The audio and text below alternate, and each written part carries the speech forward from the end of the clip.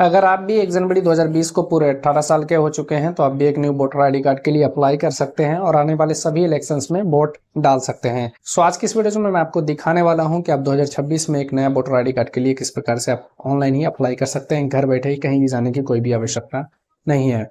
पूरा step by step complete process बताऊंगा। तो चलिए वीडियो को शुरू करते हैं। वीडियो शुरू करने से पहले मैं आपसे एक छोटा सा रिक्वेस्ट करूंगा, अगर आप हमारे चैनल पर नए हैं तो चैनल को सब्सक्राइब करके बेल आइकन ऑन कर लीजिए। इससे आने वाले सभी इन्फॉर्मेटिव वीडियोस की नोटिफिकेशन सबसे पहले आप तक पहुंचे।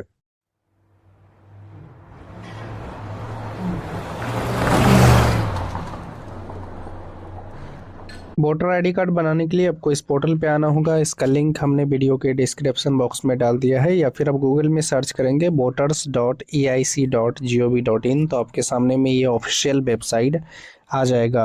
अगर आपका पहले से वोटर हेल्पलाइन में अकाउंट बना हुआ है तो आप यहाँ पे लॉगिन वाले विकल्प पे क्लिक करके आप यहाँ पे लॉगिन कर सकते हैं मोबाइल नंबर डाल करके। लेकिन अगर आपका अकाउंट पहले से वोटर हेल्पलाइन में बना हुआ नहीं है तो आपको यहाँ पे साइन अप वाले विकल्प पे क्लिक करना है। यहाँ पे जो भी मोबाइल नंबर है ना, मोबाइल नंबर को यहाँ पे आपको फिल करना है। ईमेल आईडी ऑप्शनल है, अगर देना चाहते हो तो दे दीजिए, नहीं देना चाहते छोड़ दीजिए। और यहाँ पे जैसे एक कैप्चा लिखा हुआ है सेम कैप्चा को यहाँ पे फिल करेंगे। कंटिन्यू वाले विकल्प पे क्लिक करना है। यहाँ पे जो भी आपका फर्स्ट नेम है, फर्स्ट नेम को यहाँ पे आपको फिल करना है, लास्ट नेम को यहाँ पे आपको फिल करना है। देन आपको रिक्वेस्ट ओटीपी वाले विकल्प पे क्लिक करना है। इतना करते ही आपके मोबाइल नंबर पे एक ओटीपी प्राप्त होगा, उस ओटीपी को इस बॉक्स में फिल करना है। वेरीफाई वाले विकल्प पे क्लिक करना है। इतना करते ही आप देखोगे कि आपका जो अकाउंट है वो यहाँ पे सक्सेसफुली क्रिएट हो जाता है। अब आपको लॉगिन करना होगा, तो लॉगिन करने के लिए अभी आपने जो भी मोबाइल नंबर से रजिस्ट्रेशन किया है उसी मोबाइल नंबर को यहाँ पे आपको फिल करना है। जैसा ये कैप्चा लिखा हुआ है सेम कैप्चा को यहाँ पे फिल करना है। रिक्वेस्ट ओटीपी वाले विकल्प पे क्लिक करना है। आपके मोबाइल नंबर पे एक ओटीपी प्राप्त होगा, उस ओटीपी को इस बॉक्स में फिल करना है। वेरीफाई एंड लॉगिन वाले विकल्प पे क्लिक करना है।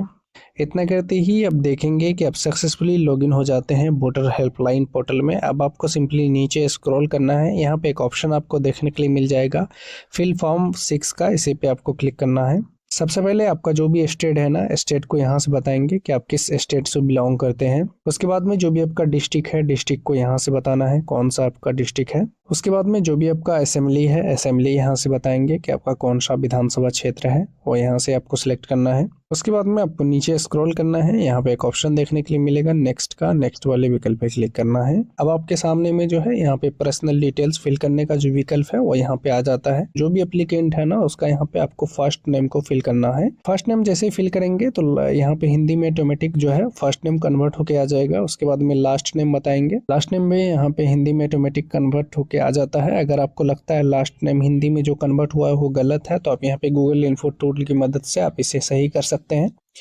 उसके बाद में जो भी एप्लीकेंट है ना उसका यहाँ पे एक फोटो को अपलोड करना होगा, जिसका जो साइज है वो 2 MB से कम होना चाहिए और जेपीजी या फिर PNG फॉर्मेट में होना चाहिए। तो चलिए मैं आपको बताता हूँ कि आप फोटो का जो साइज है वो कैसे कम करेंगे। उसके लिए आपको दूसरे वेबसाइट पे आना है।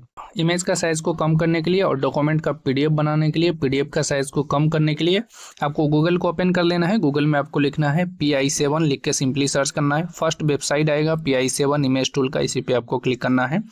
अब यहाँ पे आपको 3 डॉट वाले विकल्प पे क्लिक करना है। यहाँ पे एक ऑप्शन दिखेगा रिसाइज इमेज पिक्सल का, इस पे आपको क्लिक करना है। यहाँ पे आपको उसी इमेज को सेलेक्ट करना है जिसका जो आप साइज है वो कम करना चाहते हैं, JPG या फिर PNG में कन्वर्ट करना चाहते हैं। जैसे सेलेक्ट करेंगे ना तो आपको जो इमेज है वो यहाँ पे आ जाएगा। यहाँ पे एक ऑप्शन आपको देखने के लिए मिल जाएगा कंप्रेस इमेज का, इस पे टिक कर देना है।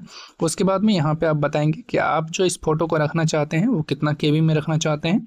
जैसे कि हमें अपलोड करना होगा 200 KB में, तो यहाँ पे हम 200 KB डाल देते हैं।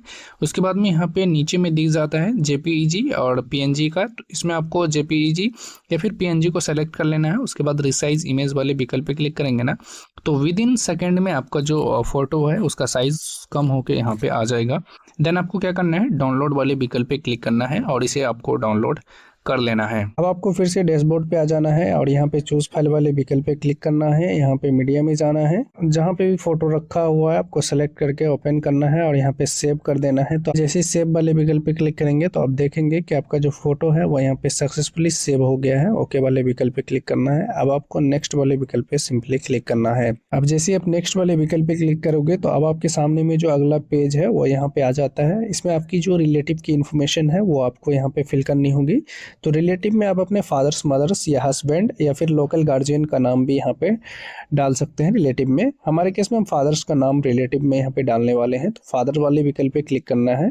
अगर कोई शादीशुदा महिला है तो वो अपने हस्बैंड का नाम को यहाँ पे डाल देंगे। तो जो भी आप रिलेटिव में नाम सेलेक्ट करते हैं ना, तो उसका यहाँ पे जो फर्स्ट नेम है उसका यहाँ पे फर्स्ट नेम डालेंगे। जैसे कि हमने फादर को सिलेक्ट किया है तो फादर का जो फर्स्ट नेम है वो यहाँ पे डालेंगे, हिंदी में ऑटोमेटिक आ जाएगा। यहाँ पे फादर का जो लास्ट नेम है उसको यहाँ पे फिल करना है, हिंदी में ऑटोमेटिक कन्वर्ट होके आ जाएगा। उसके बाद में यहाँ पे नेक्स्ट वाला जो विकल्प है इस पे क्लिक करना है। अब आपके सामने में जो है यहाँ पे कॉन्टैक्ट की जो डिटेल्स है वो यहाँ पे फिल करने के लिए आ जाएगा।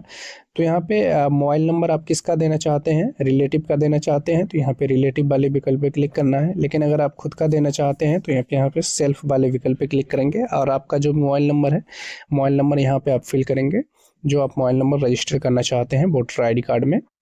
इसी प्रकार से अगर आप ईमेल आईडी रजिस्टर करना चाहते हैं वोटर आईडी कार्ड में तो यहाँ पे आप बताएंगे कि ईमेल आईडी जो आप दे रहे हैं वो आपका खुद का है। अगर खुद का है तो सेल्फ वाले विकल्प पे क्लिक करेंगे, लेकिन अगर आपके माता पिता या फिर किसी और का ईमेल आईडी दे रहे हैं तो यहाँ पे रिलेटिव पे क्लिक करना है और उस ईमेल आईडी को यहाँ पे फिल करना है। हमारे केस में हम खुद का दे रहे हैं तो हम यहाँ पे सेल्फ वाले विकल्प पे क्लिक कर लेते हैं और यहाँ पे जो भी आपका ईमेल आईडी है वो ईमेल आईडी को यहाँ पे फिल करना है। देन आपको नेक्स्ट वाले विकल्प पे क्लिक करना है। अब आपके सामने में जो है आधार की जो डिटेल्स है उसको फिल करने का जो विकल्प है वो यहाँ पे आ जाता है। आपको सिंपली आधार नंबर वाले विकल्प पे क्लिक करना है और यहाँ पे जो भी आपका आधार कार्ड नंबर है, आधार नंबर को यहाँ पे आपको फिल करना है। आधार नंबर फिल करने के बाद में आपको नेक्स्ट वाले विकल्प पे क्लिक करना है। अब आपके सामने में जो है जेंडर सेलेक्ट करने का जो विकल्प है वो आ जाता है। तो यहाँ पे आप बताएंगे कि आप मेल है या फिर फीमेल है या फिर ट्रांसजेंडर है, तो यहाँ से बताएंगे। उसके बाद में आपको नेक्स्ट वाले विकल्प पे क्लिक करना है। अब आपके सामने में जो अगला पेज है वो यहाँ पे आ जाता है। यहाँ पे आपका जो भी डेट ऑफ बर्थ है वो यहाँ पे पूरा डेट ऑफ बर्थ फिल करेंगे। सबसे पहले आपको यहाँ पे ईयर को सेलेक्ट करना है, उसके बाद में यहाँ से आप मंथ को सेलेक्ट करेंगे तो आपका जो डेट ऑफ बर्थ है वो यहाँ पे पूरा आ जाएगा। उसके बाद में जो भी आपने डेट ऑफ बर्थ डाला हुआ है यहाँ, इसको प्रूफ करने के लिए आपको एक डॉक्यूमेंट देना होगा। तो डॉक्यूमेंट फॉर DOB प्रूफ का इस पर टिक करना है और यहाँ पे सेलेक्ट वाले विकल्प पे क्लिक करना है। अब जैसे कि यहाँ पे डेट ऑफ बर्थ प्रूफ में आप यहाँ से बर्थ सर्टिफिकेट लगा सकते हैं, आधार कार्ड भी लगा सकते हैं और यहाँ पे ड्राइविंग लाइसेंस भी लगा सकते हैं, पैन कार्ड भी लगा सकते हैं। और अगर आपके पास 10th की मार्कशीट है तो वो भी आप यहाँ से लगा सकते हैं, इंडियन पासपोर्ट भी यहाँ से लगा सकते हैं। हमारे केस में हम यहाँ से आधार कार्ड को सिलेक्ट करने वाले हैं, आधार कार्ड वाले विकल्प पे क्लिक कर दिए। अब यहाँ पे जैसे कि हमने आधार कार्ड को सिलेक्ट किया है तो यहाँ पे जो हमें आधार कार्ड जो है उसे यहाँ पे अपलोड करना होगा। अब जैसे कि हमने यहाँ पे आधार कार्ड सिलेक्ट किया है तो अभी यहाँ पे आधार कार्ड को अपलोड करना होगा। अगर आपने दूसरा डॉक्यूमेंट को सिलेक्ट किया है तो आपको उसे अपलोड करना होगा। अपलोड करने से पहले आपको ये चीज़ को ध्यान देना है कि आप जो डॉक्यूमेंट अपलोड करेंगे उसका जो साइज़ है वो 2 MB से कम होना चाहिए और JPG या फिर PNG या फिर PDF फॉर्मेट में होना चाहिए। तो यहाँ पे क्या करेंगे, चूज़ फाइल वाले विकल्प पे क्लिक करेंगे, मीडिया में जाना है। आपका जो डॉक्यूमेंट है वो यहाँ पे सेलेक्ट करके ओपन करेंगे, आपका जो डॉक्यूमेंट है वो यहाँ पे अपलोड हो जाएगा। सिंपली आपको नेक्स्ट वाले विकल्प पे क्लिक करना है। अब आपके सामने में जो है एड्रेस फिल करने का जो विकल्प है वो यहाँ पे आ जाता है। तो यहाँ पे जो भी आपका पूरा एड्रेस है, पूरा एड्रेस को फिल करेंगे। सबसे पहले आपका जो हाउस नंबर या फिर बिल्डिंग नंबर या अपार्टमेंट नंबर है उसको यहाँ पे फिल करना है। स्टेट, लोकेलिटी, मोहल्ला का नाम को यहाँ पे फिल करना है, हिंदी में ऑटोमेटिक यहाँ पे कन्वर्ट हो जाएगा। विलेज या टाउन का नाम को यहाँ पे फिल करेंगे, हिंदी में ऑटोमेटिक यहाँ पे जो है कन्वर्ट होके आ जाएगा।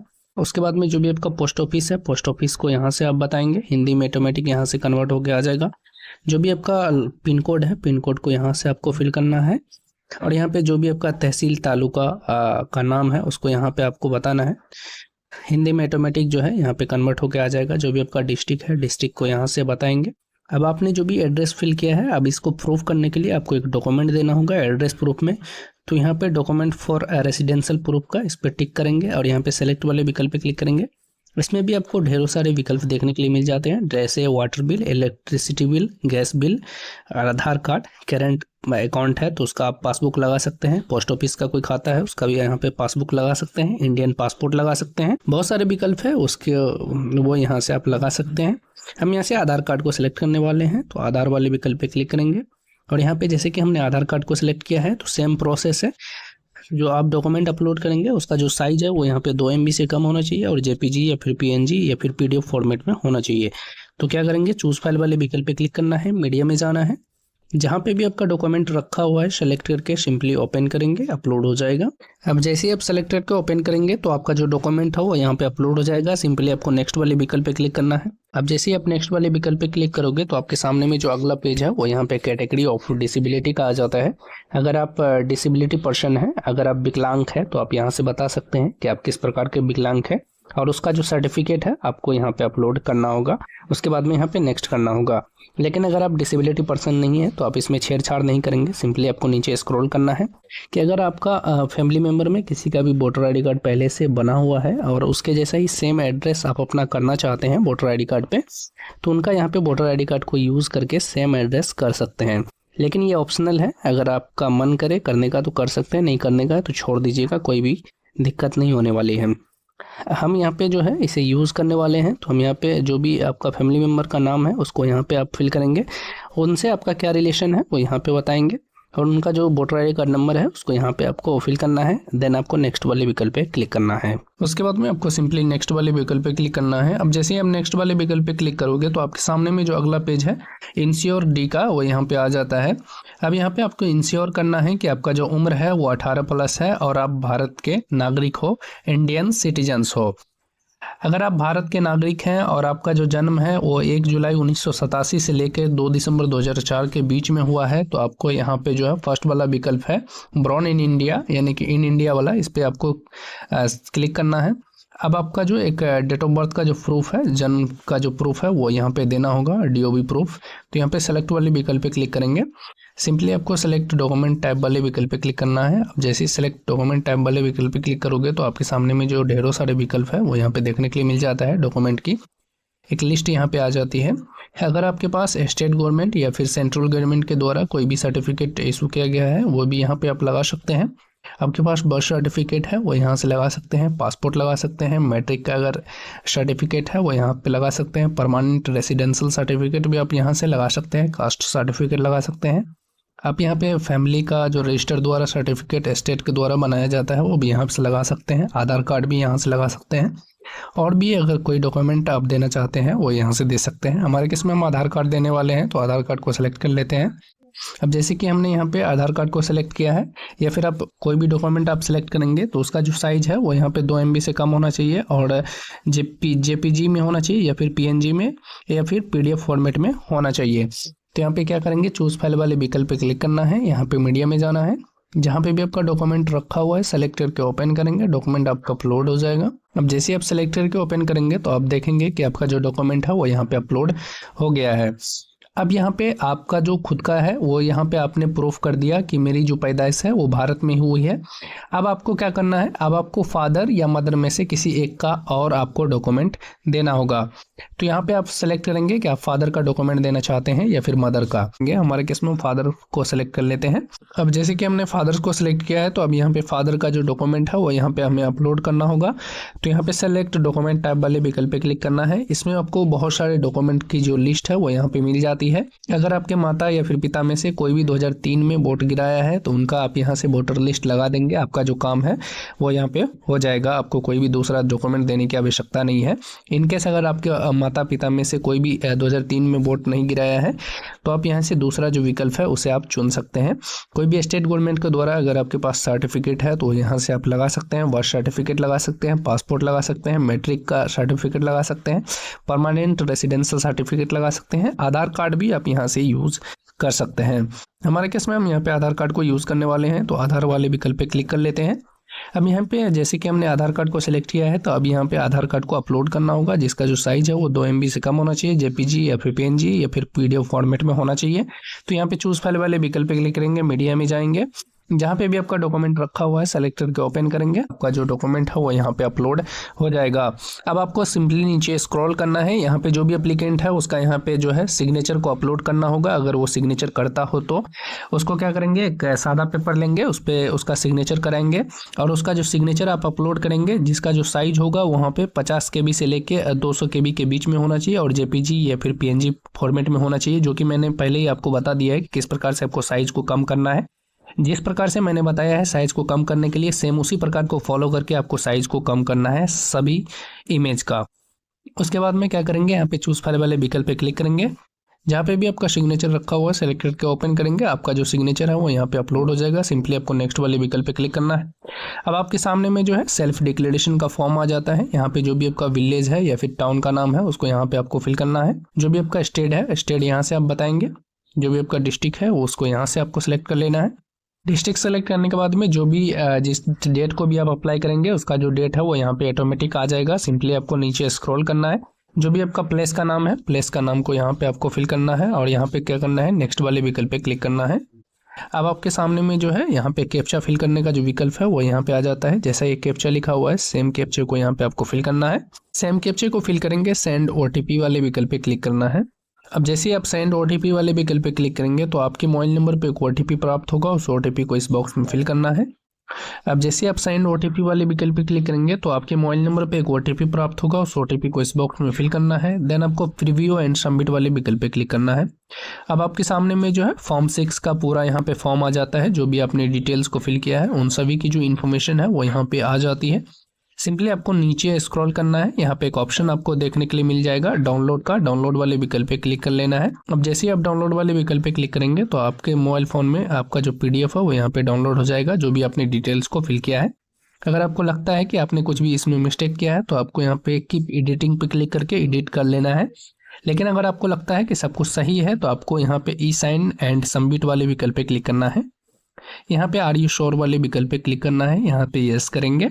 अब यहाँ पे आपको ई साइन करना होगा। तो ई साइन करने के लिए जो भी आपका आधार संख्या है उसको यहाँ पे फिल करेंगे और यहाँ पे आधार ओटीपी को ही सिलेक्ट रहने देना है और यहाँ पे गेट ओटीपी वाले विकल्प पे क्लिक करेंगे तो आपके आधार कार्ड के साथ जो भी मोबाइल नंबर लिंक होगा उस पर एक ओटीपी प्राप्त होगा। उस ओटीपी को इस बॉक्स में फिल करना है और यहाँ पे आपको टर्म एंड कंडीशन को एक्सेप्ट करना है। नीचे आएंगे यहाँ पे सबमिट वाले विकल्प पे क्लिक करेंगे। इतना करते ही आप देखोगे कि आपका जो फॉर्म है वो सक्सेसफुली सबमिट हो गया है और यहाँ पे आपको एक रेफरेंस नंबर भी दे दिया गया है। बाद में इसी से आपको स्टेटस चेक करना है। आपको इस रेफरेंस नंबर को यहाँ से कॉपी कर लेना है और इसका एक स्क्रीनशॉट भी निकाल लेना है और यहाँ पे एक्नॉलेजमेंट स्लिप पे क्लिक करके एक्नॉलेजमेंट स्लिप को आपको डाउनलोड भी कर लेना है। उसके बाद में आपको सिंपली ओके वाले विकल्प पे क्लिक करना है। यहाँ पे एक ऑप्शन आपको देखने के लिए मिलेगा ट्रैक एप्लीकेशन स्टेटस का, इसी पे आपको क्लिक करना है। अभी आपको जो रेफरेंस नंबर मिला है उसी रेफरेंस नंबर को यहाँ पे पेस्ट करना है। सबमिट वाले विकल्प पे क्लिक करेंगे तो आप देखेंगे कि आपका जो फॉर्म है वो सक्सेसफुली यहाँ पे सबमिट हो गया है। अब ये आपके घर पे जो है 15 से 20 दिन के अंदर आपके घर पे बाय पोस्ट आपका जो वोटर आई डी कार्ड है वो डिलीवर कर दिया जाएगा। आशा करते हैं ये वीडियो आपको काफ़ी पसंद आया होगा। अगर वीडियो पसंद आया हो तो वीडियो को लाइक करिए, अपने फ्रेंड्स के साथ शेयर करिए और अगर आपके मन में कोई कन्फ्यूजन है तो नीचे कमेंट करके पूछ सकते हैं।